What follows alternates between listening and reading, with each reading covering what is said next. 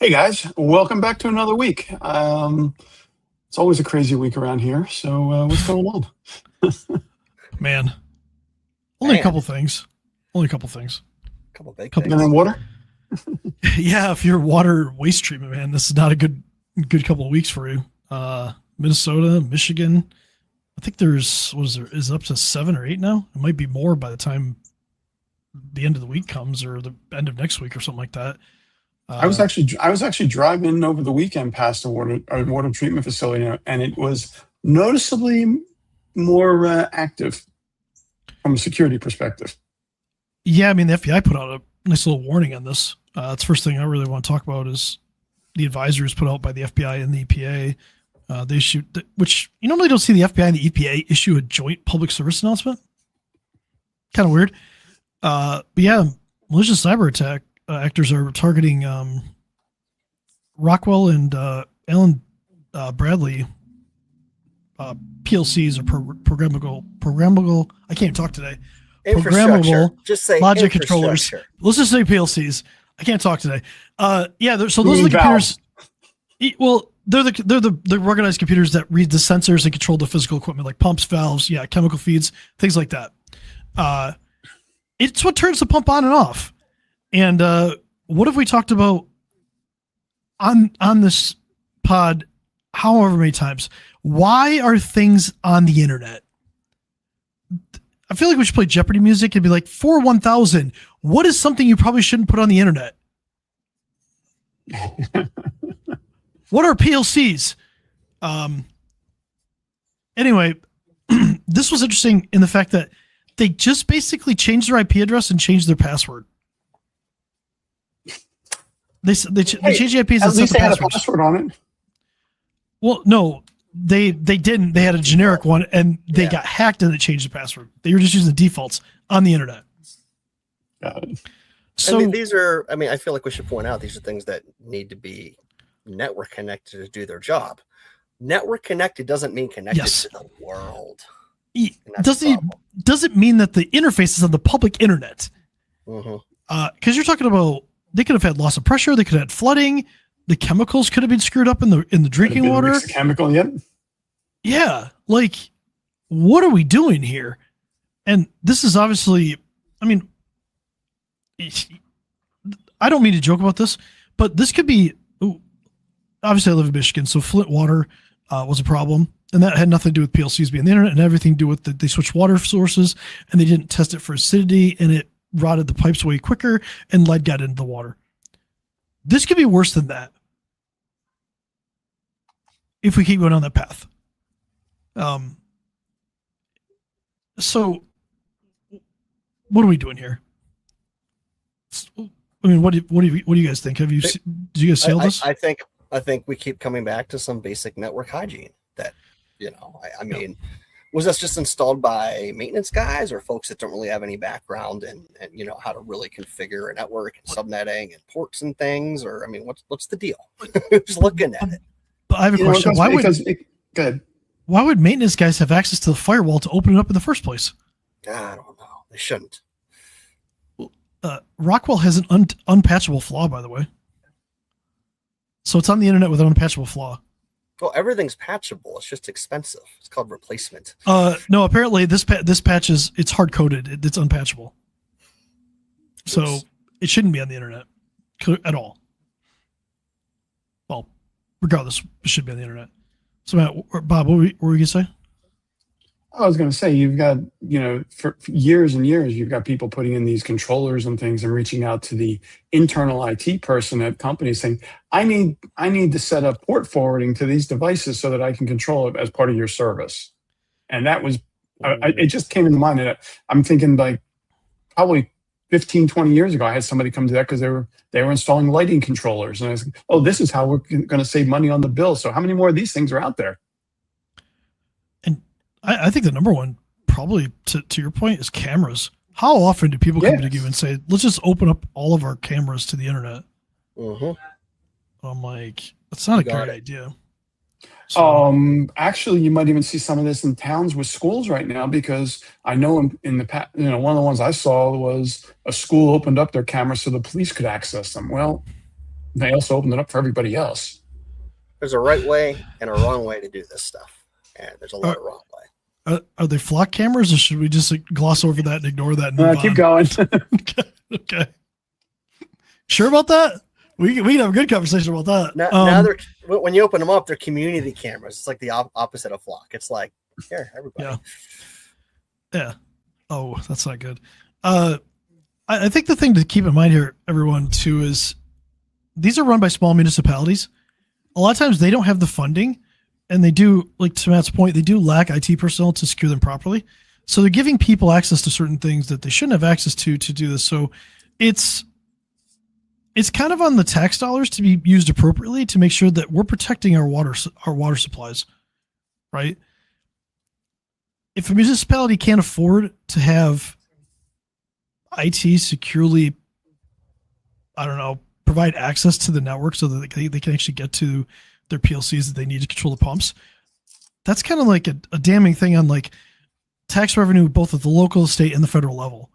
So how can we, I think the thing to think about there is like, how can we ensure that the municipal water supplies are protected, right?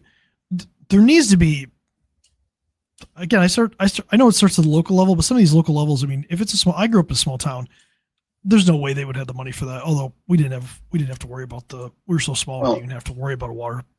I think you might have hit something else earlier that basically said, do these people even know a better way? Because you've got people that have been in these municipalities forever. Now we got a remote water pumping station. We just ordered. We had the local provider install an internet connection. I put a firewall in, and then they put a firewall in, and then opened up one port so they could get to their PLC. And in the past they said that had a password, so I figured it was okay. And that's not the case anymore.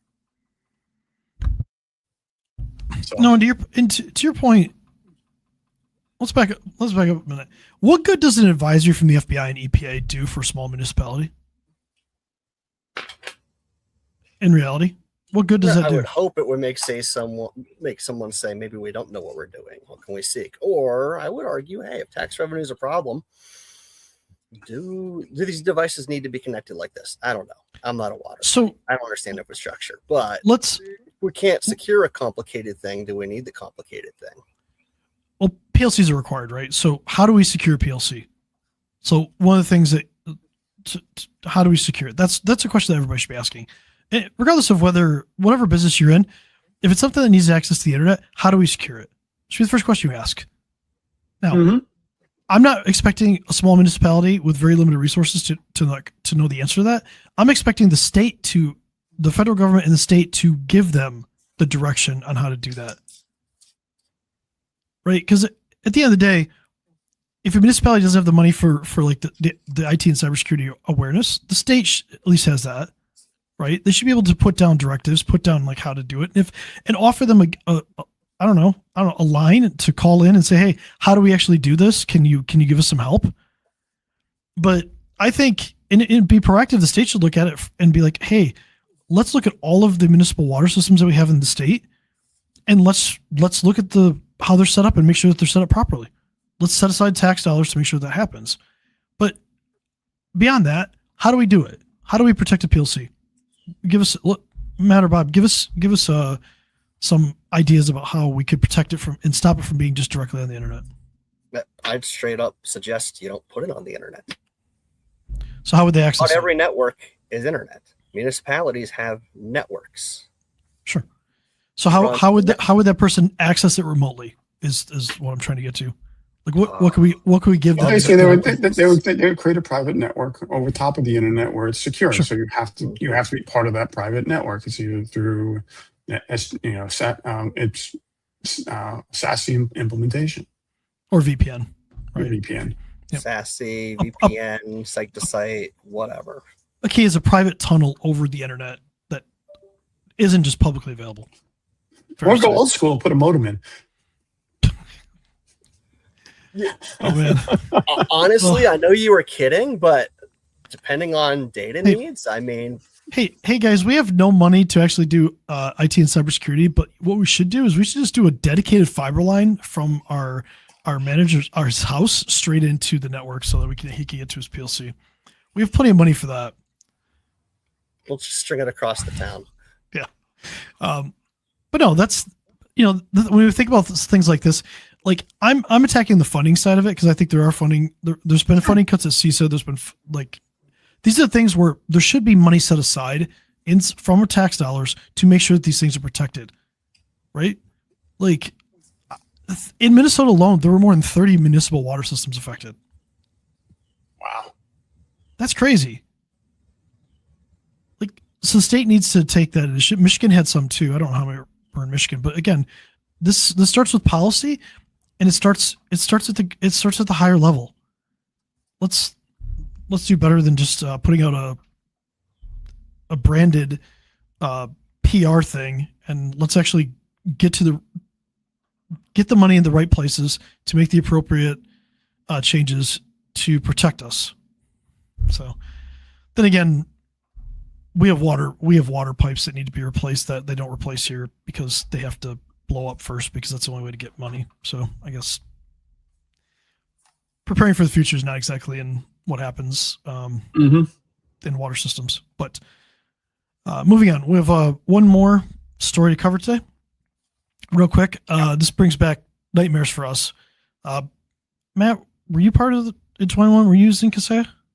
I had exited just before that incident. And I'm talking a month before that incident. July 2nd, 2021. I had taken that day off. My team was working, and I was on a boat with my uncle fishing because we had a family thing. And I get the message, I get the call from my lead tech. They're shutting down Kaseya because it's been compromised. What? Oof. Now, none of our customers are compromised, but what happened was Kaseya had a 0-day attack and ransomware was being deployed to on-premise Kaseya implementations. Kaseya is what an MSP would use to do remote monitoring and management of your devices, of your computers. Well, Enable has something called N-Central. Same deal. They had a bypass that allowed an unauthenticated admin account takeover. It just bypassed authentication and they could take over. That started getting used last week. So nice. Yeah, so they were shutting them. They were recommending shut down all the systems and stuff like that, so you couldn't control everything. Because what they found was, and there's 2 CVs tied to this. They fixed it. They put one patch out. Apparently, didn't fix it. But what they found is the hackers took over the N-Central accounts. So they took over the entire server. They could get access to any computer that managed service provider or managed IT provider had on there. And then what they would do is they'd go use a Cloudflare tunnel, which is something we should talk about for PLC, but they saw a Cloudflare tunnel that would give them access back. So, because the Cloudflare tunnel works from in out, so it doesn't go through. It just gets allowed through the firewall because it's a secure tunnel. Most people can't block that or don't block that.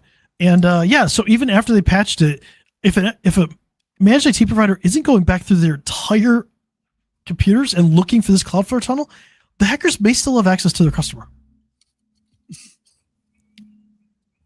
So they didn't do ransomware this time. They just basically built in.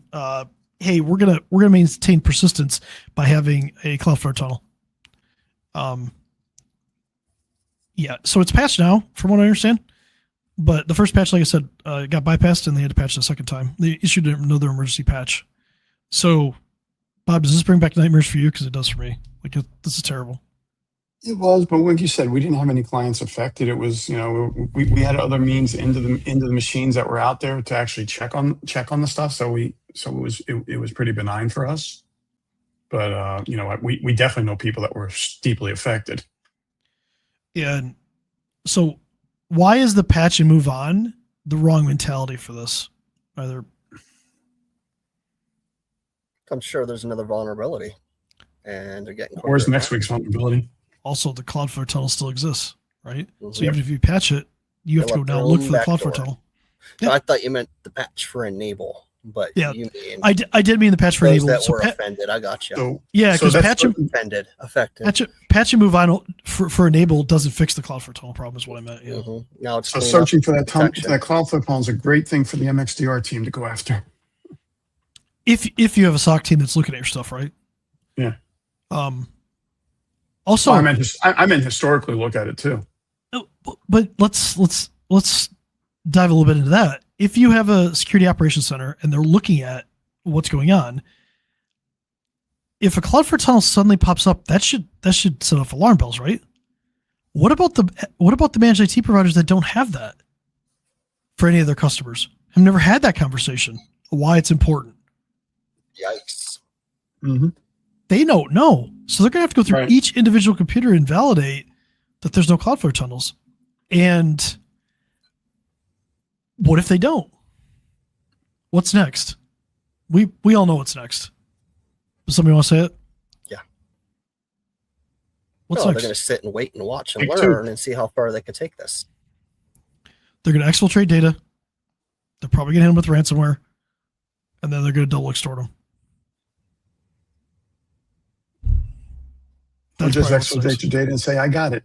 And then hit you with ransomware anyway. Just for fun. Just for fun. And then make you pay the ransom. And then once you pay the ransom, we're like, well, we have your data too. So, this is how this double extortion thing works. You kind of need to pay us Double again. dipping. Yeah. So it goes back to third-party risk. We've talked about supply chain problem before. If you have a managed IT provider, you may want to know if they're using Enable or not.